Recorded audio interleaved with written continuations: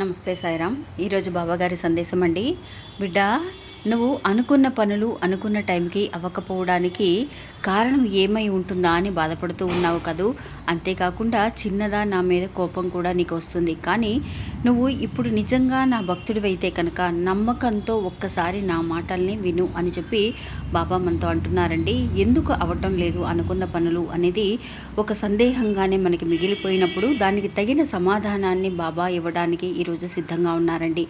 ఏంటి అనంటే, బాబా అనే మాటలు ఎప్పుడు కూడా అండి, మనకి ఏదైతే కనుక మంచిదో అది చేయడానికే బాబా సిద్ధపడతారు. మనకి మంచిది కాని విషయాలని మన దాకా కూడా, అంటే మన దరిదాపుల్లో కూడా రాకుండా చేయడమే బాబా గారి ఆలోచన అండి. అది మనకి అర్థం కాక మనం కోప్పడుతూ బాబా మీదగా నిజంగా అలిగి బాబా గుడికి వెళ్లకుండా ఆయనకి పూజలు చేయని సందర్భాలు కూడా ఉంటూ ఉంటాయి. అందువల్ల మనం కోపడినా అలిగినా బాబాకి కోపం మాత్రం రాదండి మన మీద.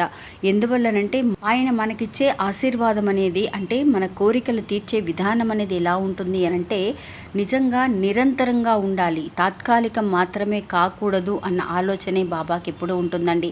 ఆ జరిగే చిన్న చిన్న విషయాల వల్ల ఏమాత్రము కూడా మన బాధ అనేది కలగకుండా సంతోషంగా ఉండాలనే బాబా చూసుకుంటూ ఉంటారు. అందుకోసమే కొంచెం సమయం అనేది తీసుకుంటున్నాను తల్లి, అందుకోసం నా మీద కోపం తెచ్చుకోకు తల్లి అని అంటున్నారండి.